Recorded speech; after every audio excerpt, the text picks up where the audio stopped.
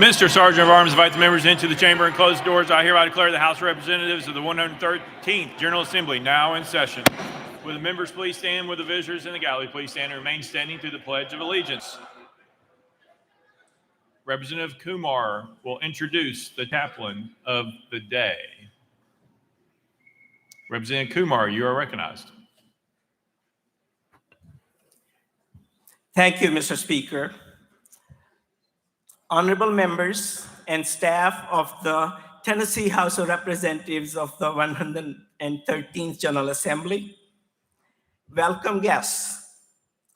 It is a great pleasure and personal pride with which I bring my pastor, Reverend Jason Jones, as our chaplain of the day. Jason's parents moved from Northern Illinois to Kentucky during his younger years. He graduated from Murray State University. Realizing that despite being in Kentucky, he was really not basketball material, Jason sought other careers, and having explored various other options, ultimately the highest call came. Jason chose to dedicate his life and serve the Lord. He graduated from Vanderbilt School of Divinity and was ordained as a Methodist minister.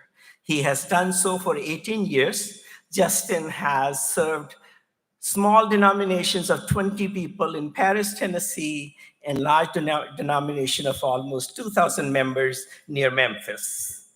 At Springfield First United Methodist Church, Jason has found the right fit. We are not too big, we are not too small, and over the last year and a half, he has brought God's word to us in a special and renewed way.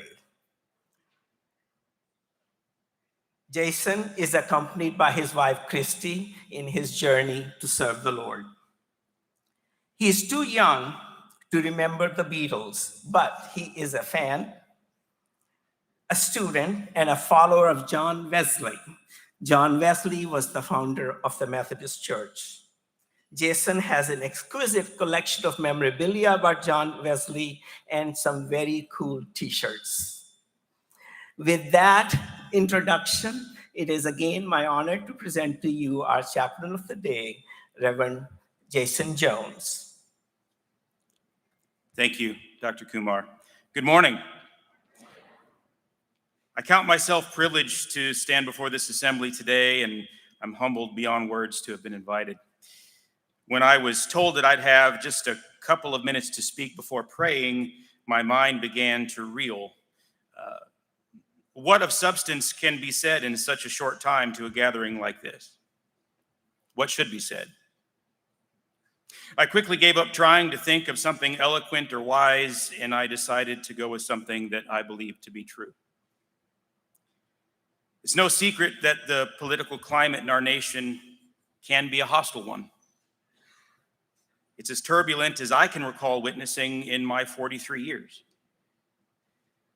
The ability and sometimes willingness to contend for a particular policy or perspective with civility, to differ respectfully, has been too frequently replaced by finger pointing, backbiting, sometimes even dehumanizing those with whom we disagree. And this, of course, doesn't exist only in legislative chambers or debate stages. It has infected so many spheres of our lives, so much of our interactions with others, that our society's prevailing question seems to be, whose side are you on? To paraphrase the Reverend Dr. Martin Luther King Jr., for whom the street upon which this edifice stands is named, I am on the side of love. I side with love because life is too short to be given to the misery that is born of maliciousness. I side with love because I'm convinced that it ultimately yields good wherever it is genuinely and freely sown. I side with love because I seek to follow Jesus who himself said that love fulfills everything that's expected of us. I side with love because God is love, and it's by love that Christ's disciples are known. Now, to be clear, love does not necessarily mean holding hands and singing Kumbaya. It doesn't mean whitewashing faults. It surely doesn't mean agreeing on everything or ignoring that we might be deeply at odds. But it does mean that the well-being of others is as important to you as your own. It does mean embracing others, not only despite differences, but precisely because of them, as we find beauty in our diversity. It does mean prioritizing being just and equitable over being right. And it does mean striving not for unanimity, but for unity, resolving to find common ground and common goals for the common good. So my prayer today, not only for those in this space, but for all persons of goodwill, is that love would be the side on which we choose to live, that love would be our principal ethic, that it might guide us all of our days, shaping us in everything we consider, everything we decide, and everything we do. Let us pray. God of us all, in whom we live and move and have our being, your name and your nature are love. Your affection is unbounded, steadfast, and strong, greater than our capacity to define or to fully comprehend. It is your love which creates us, redeems us, and sustains us in every part of our existence, moving us to live such love as broadly and deeply as we're able. Be with us today and each day, helping us to be people who embody your grace and compassion in everything we say and do. Bless the work of this assembly. Help them to see clearly, to converse thoughtfully, to choose wisely, and to act prudently, with the good of the whole being their primary concern. May your love light their way, aiding them when solutions aren't obvious and giving them peace when decisions are hard. Most importantly, guide them to steward well the responsibility with which they have been entrusted and to serve faithfully as representatives of the people, holding close our creed of liberty and justice for all. And may the entirety of our lives be a hymn of praise to you, lifted in response to your unfailing love for us. This we pray in the name of the one who came singing love, who lived singing love, and who died singing love, even Jesus the Christ. Amen. Representative Kumar will lead us in the Pledge of Allegiance. Attention, salute, pledge.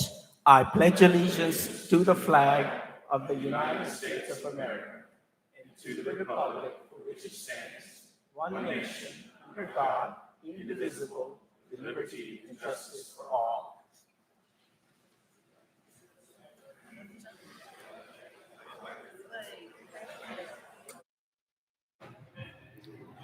Mr. Clerk, please take the roll. Roll call.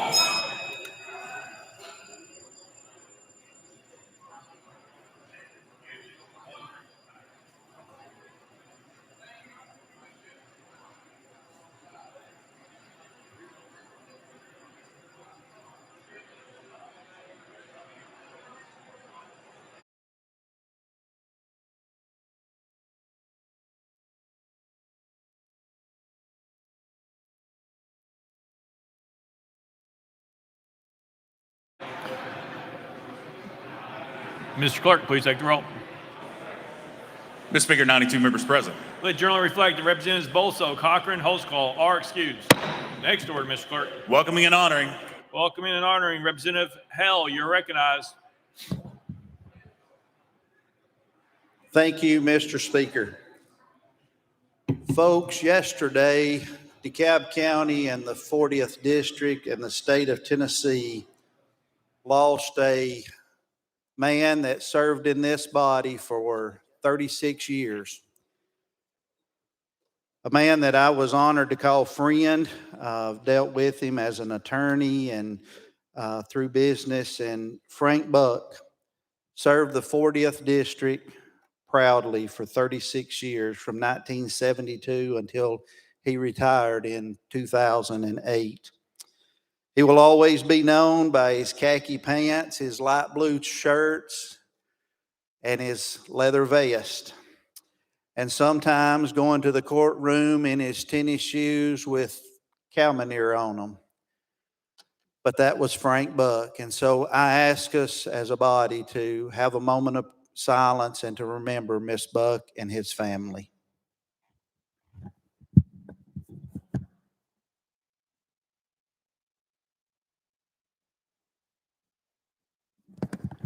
Thank you. Representative Jernigan.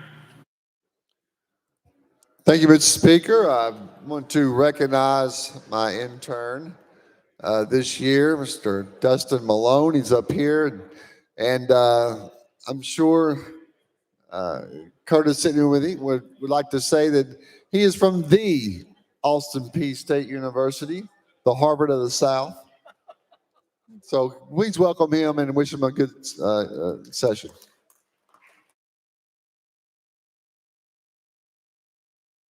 Representative Shaw. Thank you, Mr. Speaker. It was also my intentions to memorialize the late Representative Frank Buck, but that's already been done, and thank you for your attention. Representative Chisholm. Thank you, Mr. Speaker. We have a celebrity in the house, so I want to introduce my intern, Ms. Fletcher. Ms. Fletcher, wave your hand. Everybody give her a hand. Representative McCalman. Oh, at Representative Whitson's desk. Thank you, Mr. Speaker. Members in the gallery, we have a Williamson County School Board member, Ms. Donna Clements, dear friend of mine, and she has brought her daughter Gigi with her, who is a senior in high school at Grace Christian. If y'all would please make her feel welcome, that would be great. Thank you. Chairman Faison. Thank you, Mr. Speaker. Mr. Speaker, I want to give honor to our friends in Texas, to Governor Greg Abbott. We're currently seeing a battle of federalism here in the United States of America. The Biden administration has continuously failed to protect our country from an overflow of fentanyl crime and 6 million immigrants for the last 3 years. Now Governor Greg Abbott is going to go toe-to-toe with the federal government because Texas can no longer afford to stand down and watch this invasion happen. Here in Tennessee, we stand with the Republic of Texas against the tyrannical and federal government and with Governor Greg Abbott as he's done the job the Constitution charges the President of our United States. Thank you, Mr. Speaker.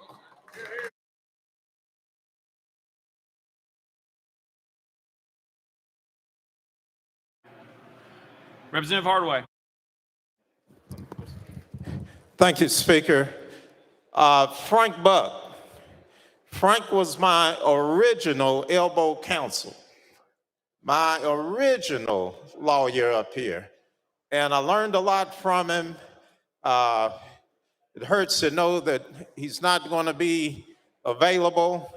He always took my phone calls even when he left. We're going to miss him. So I want to extend my condolences to the family and, of course, to his constituents and friends. Thank you, Speaker. Representative Towns. Mr. Speaker, thank you. I rise to talk about my former colleague, Frank Buck. He was an absolute gentleman, had put a page in the history of Tennessee politics. You'd have to see him in action, though. If you never saw him in action, at that time, Jimmy Nathie was the speaker. I'm going to call him the good old days speaker. But he gave Jimmy all he could take back and forth, okay? You know he was a lawyer, so he had a brilliant mind. He, Pete Phillips, Mr. Braggs, and Mr. Reinhardt, they gave the speaker the blues at that particular time because they long-termers. Oh, I've been around a long time and knew the ropes, but he was absolutely just a great guy to work with and to see him work. And this floor is certainly lessened by the fact that he's transitioned and also when he left. So to his family and to his memory, long live Frank Buck. Representative Reagan. Thank you, Mr. Speaker. Members, I'm going to ask for a moment of silence to offer respects and condolences. We had a very bad fire in Rocky Top, Tennessee in the last couple of days. 8 injuries and 1 fatality and quite a bit of loss of property. As Representative Butler and I represent Rocky Top together, I would ask you to join us in offering prayers for the families of those that are lost.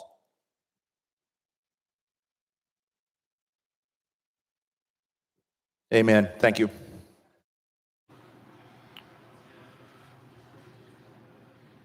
Logan Hunter.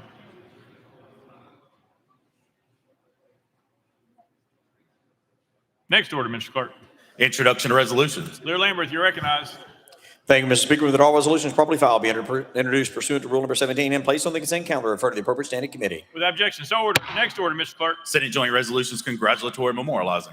Lear Lambert, you're recognized. Thank you, Mr. Speaker. That all Senate joint resolutions congratulatory and memorializing item that has to be placed on the consent calendar pursuant to Rule number 17. Without objection, so ordered. Next order, Mr. Clerk. Resolutions lying over. Lear Lambert, you're recognized. Thank you, Mr. Speaker. That all resolutions lying over be referred to the appropriate standing committee. Without objection, so ordered. Next order, Mr. Clerk. Introduction of bills. Lear Lambert, you're recognized. Thank you, Mr. Speaker. Move that House Bills 2041 through 2127 be introduced and passed on first consideration. Without objection, so ordered. Next order, Mr. Clerk. Senate bills on first consideration, Senate bills on second consideration, House bills on second consideration. Lear Lambert, you're recognized. Thank you, Mr. Speaker. Move that House Bills 1851 through 2040 be passed on second consideration to be held on the desk or referred to the appropriate standing committee. Without objection, so ordered. Next order, Mr. Clerk. Petitions and memorials, reports from standing committees, reports from select committees, calendars. Mr. Speaker, the House has a consent calendar. Chairman Zachary, you're recognized. Thank you, Mr. Speaker. I move passage of the consent calendar on third and final consideration, keeping it Rule 50.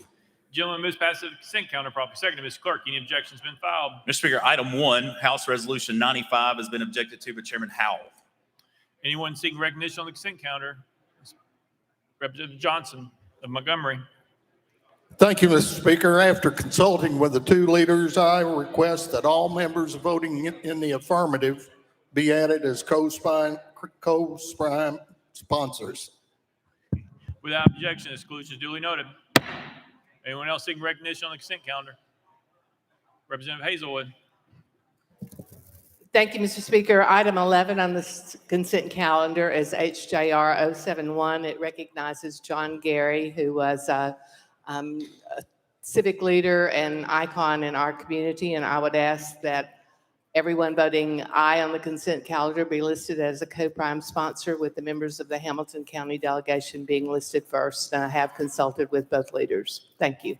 Without objection, exclusion is duly noted. Chairman Faison. Thank you, Mr. Speaker. Mr. Speaker, after consultation with both leaders, item number 10, House Joint Resolution 790, we ask that the Nashville delegation be listed as co-prime sponsors. Without objection, exclusion is duly noted. Anyone else seeking consent on the consent calendar? Mr. Clerk.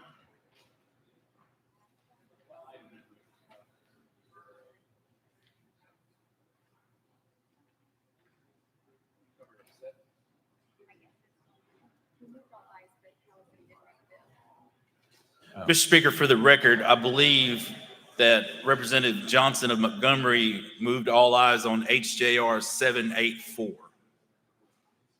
That would be correct. All right. Any further recognition on the consent calendar? Seeing none, we're voting. All those in favor of voting for consent calendar, vote aye when the bell rings. Those opposed, vote no. Has every member voted? Does any member wish to change their vote?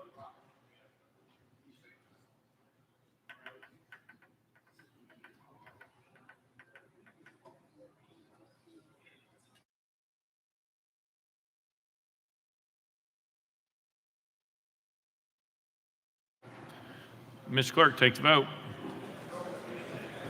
Ayes 91, no nays, 1 present, not voting. Having received a constitutional majority, I declare the consent calendar passed without objection. The motion to reconsider is tabled. Call up next order, Mr. Clerk. Mr. Speaker, the House has a regular calendar. Call up first bill, Mr. Clerk. House Joint Resolution 775 by Leader Lambert and others, a resolution to recognize and congratulate the Beacon Center of Tennessee on its 20th anniversary. Leader Lamberth, you're recognized. Thank you, Mr. Speaker. Move adoption of HJR 775. Leader Lamberth moves adoption. Properly seconded. Mr. Clerk, any amendment's been filed. Mr. Speaker, no amendments filed. Leader Lamberth, you're recognized. Thank you, Mr. Speaker. This recognizes the Beacon Center on its 20th anniversary. With that, I renew my motion. Leader Lamberth renews his motion. Any discussion on the bill? Representative Pearson. Thank you, Speaker, and thank you to the sponsor for a conversation about this. When it comes to the consent calendar, as I understand it, a lot of the things that get put on there is with the intention that this entire body wants to recognize a person, an entity, an organization that upholds the values, principles, ideals of our state. And going through what the Beacon Center has done, its website and news articles about it, while I believe it might represent one particular political ideology, we have a responsibility with the consent calendar in particular and with the items that we are saying the entire General Assembly cares about and wants to recognize to ensure that though people might be complex, the institutions that are recognized represent all Tennesseans. There are a few things here that are challenging with the Beacon Center. One, it labels itself as nonpartisan, but in reality, it has continued to push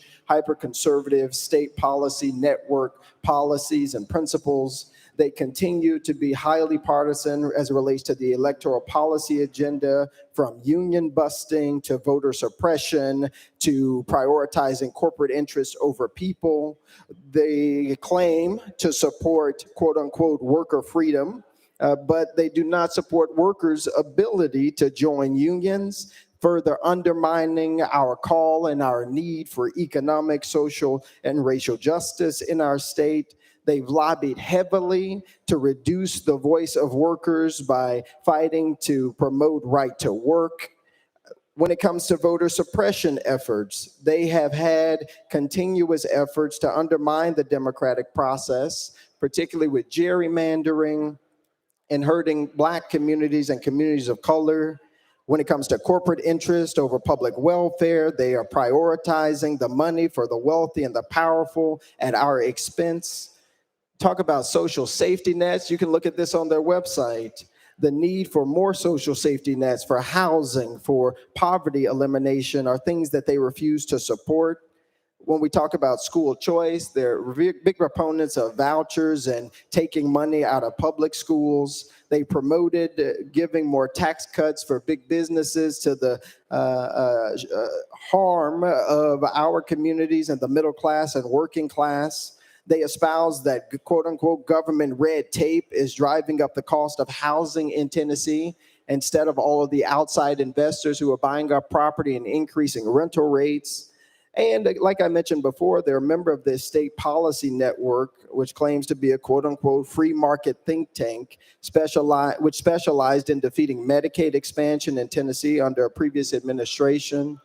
We've got to make sure that the people who we recognize in our state, the people who all 99 members care about, are reflected in the resolutions that we pass that are saying the Tennessee General Assembly supports them.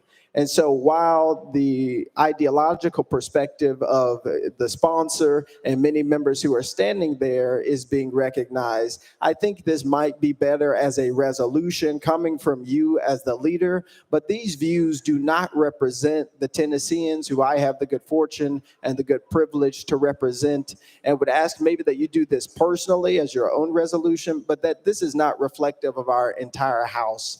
And so I would ask that we do not pass this, and encourage my colleagues to ensure the resolutions that come to this House floor, in order to be passed, in order to have all of our voices represented, actually represent all of Tennessee and not just one political ideology. Thank you, Speaker. Leader Lamberth.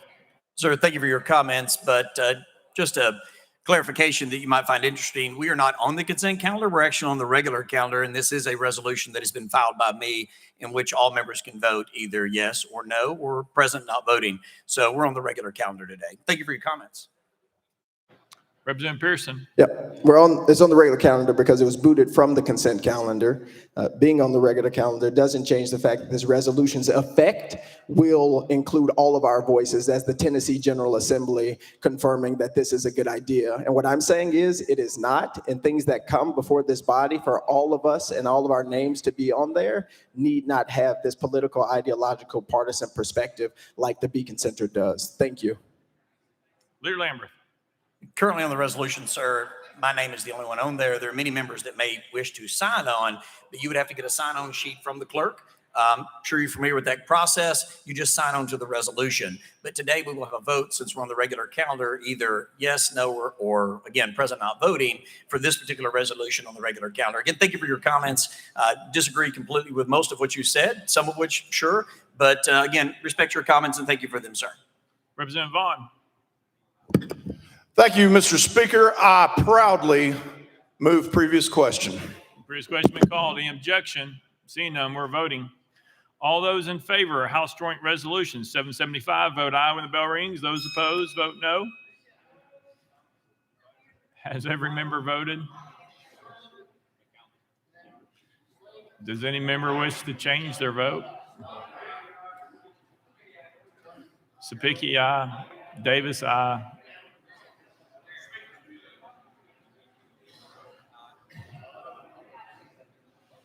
Davis, aye. Butler, aye.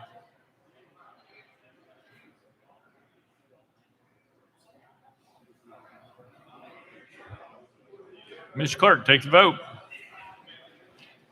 Aye, 72, 21 nays. House Joint Resolution 775 having received the constitutional majority, I hereby declare adopted without objection. The motion reads there is tabled. Next bill, Mr. Clerk. Mr. Speaker, that completes the regular calendar. Next calendar, Mr. Clerk. Mr. Speaker, the House has a message calendar.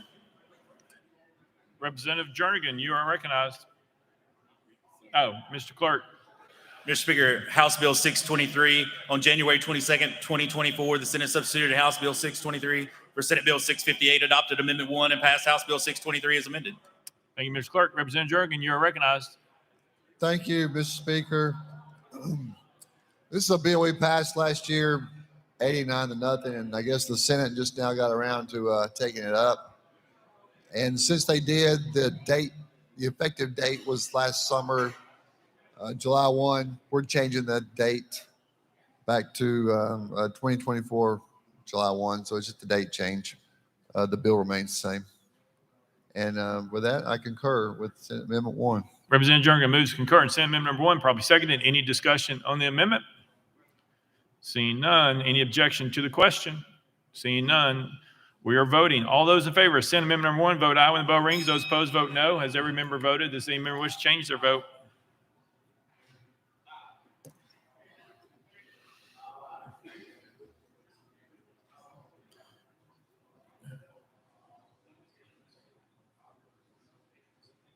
Take vote, Mr. Clerk. Ayes 93, no nays. Senate Amendment number 1 having received the constitutional majority, I hereby declare concurred in without objection. The motion reads here is tabled. Next message, Mr. Clerk. Mr. Speaker, that completes the message calendar. Next order, Mr. Clerk. Unfinished business. Unfinished business. Representative Miller, you're recognized. Representative Miller. Thank you, Mr. Speaker. I move to withdraw House Bill 1820 from the committee and from the House. You've heard the motion. Any objections? Without objection, so ordered. Representative Vaughn, you're recognized. Thank you, Mr. Speaker. With great remorse and sadness, I move to withdraw HB 1735 from the committee and the House. You've heard the motion. Any objection? Without objection, so ordered. Representative Littleton. Thank you, Mr. Speaker. I move to withdraw House Bill 1121 from the committee and the House. You've heard the motion. Any objections? Without objection, so ordered. Representative Williams. Thank you, Mr. Speaker. I move to withdraw House Bill 1701 from committee in the House. You've heard the motion. Any objection? Without objection, so ordered. Representative Rudd. Thank you, Mr. Speaker. I move to withdraw House Bill 507 from the committee in the House. You've heard the motion. Any objection? Without objection, so ordered. Representative Powell. Thank you, Mr. Speaker. I move to withdraw House Bill 1961 and House Bill 2112 from the committee and the House. You've heard the motion. Any objections? Without objection, so ordered. Representative Jernigan. Thank you, Mr. Speaker. I move to withdraw House Bill 1611 from the committee in the House. You've heard the motion. Any objections? Without objection, so ordered. Representative Barrett. Thank you, Mr. Speaker. I move to withdraw House Bill 1638 from the committee in the House. You've heard the motion. Any objections? Without objection, so ordered. Representative Howell. Thank you, Mr. Speaker. I move to withdraw H.R. 95 from the committee in the House. You've heard the motion. Without objection, so ordered. Representative Parkinson, you want to be recognized under unfinished business or announcements? Announcements. Do what? Announcements. Yes, sir. All right. Thank you. Leader Lambert, you're recognized.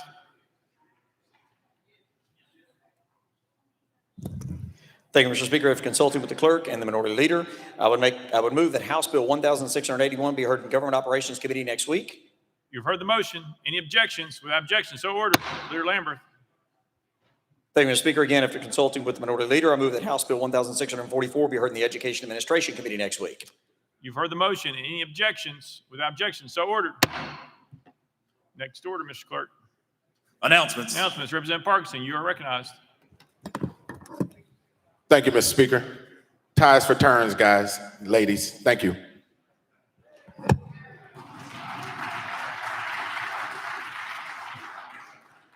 Representative Sapicki. Thank you. Members, the Instructions Subcommittee will meet next Wednesday, the 31st, on its new date and time at noon. Instruction Sub Wednesday at noon in House Hearing Room 3. Representative Hazelwood. Thank you, Mr. Speaker. Just to remind everyone on the Finance Committee and to announce to the rest of the body that we will begin budget hearings on Wednesday, February 7th. We hope to conclude on Monday, March the 11th. The schedule has been sent to all House members and your staff. We welcome your participation or your presence in the audience. We hear a lot of information during these budget hearings that impact the decisions that we make on the budget. So it's an opportunity for you all, particularly if you have a special interest in a department or entity, to come and listen to what they have to say. We'll help answer questions later. So thank you. Representative Carringer. Thank you, Mr. Speaker. I just wanted to remind everyone that February is American Heart Month, a reminder that heart disease is one of the leading causes of death amongst Americans and the #1 cause of death in women.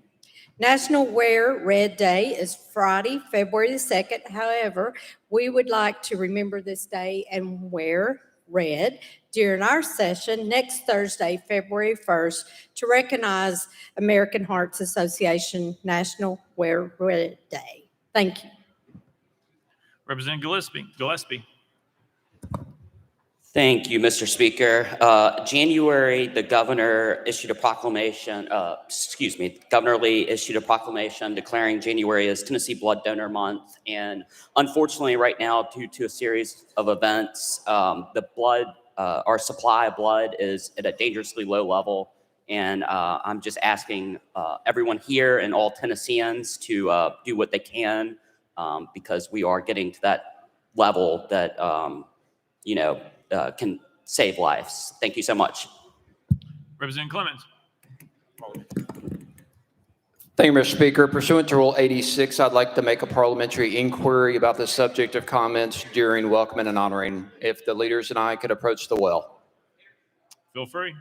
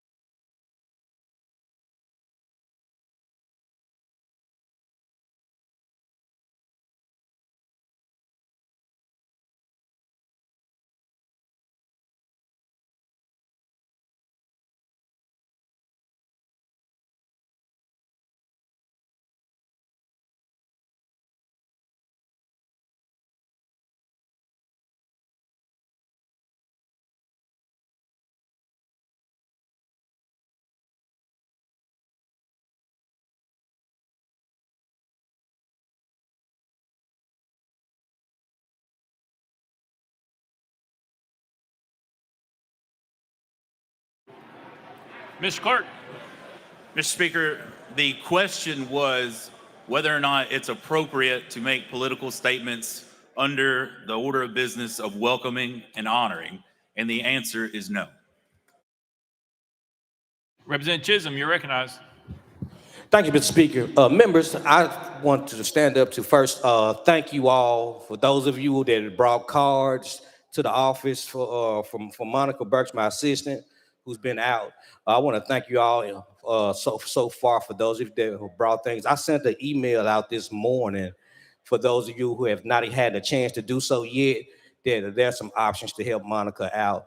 And furthermore, while I'm standing up, I want to thank the staff at Vanderbilt who did such an amazing job of taking care of our person, and I'm just grateful. So thank you all in advance for you all's help, and thank you for all you do. Representative Ritchie. Thank you, Mr. Speaker. Members, I'm excited to stand up and say that I've went out into the district and I spoke to so many folks, and they asked me to come down here and represent their voice. And with overwhelming support and a lot of conversations from the folks back in my district, after the announcement from our good friend, Senator Swan, that he's not going to be seeking re-election, I'm publicly announcing that I'm running to take that seat for State Senate Seat 2. So I won't be here next year, but I'm looking forward to finishing this one up. Thank you, Mr. Speaker. It's on video. Representative Sparks. Thank you, Mr. Speaker. Mr. Speaker, we all know we have an affordable housing crisis across the state, especially in Middle Tennessee, especially Rutherford County. I want to thank Chairman Carr, Chairman Crawford for our TASSER study. TASSER meets today at 1, and they meet in the morning at 8:30. I want to encourage the media to cover this issue. It is a crisis in our community. Thank you, Mr. Speaker. Representative Parkinson. Thank you, Mr. Speaker. Thank you for that. After a careful consultation with my constituents, I'm going to be running for state representative.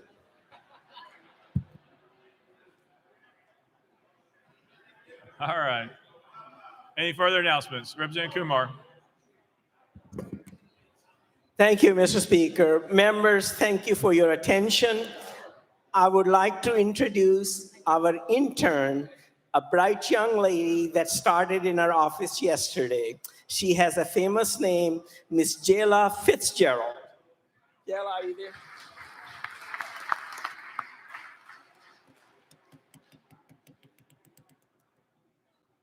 All right, next order, Mr. Clerk. Roll call. Roll call.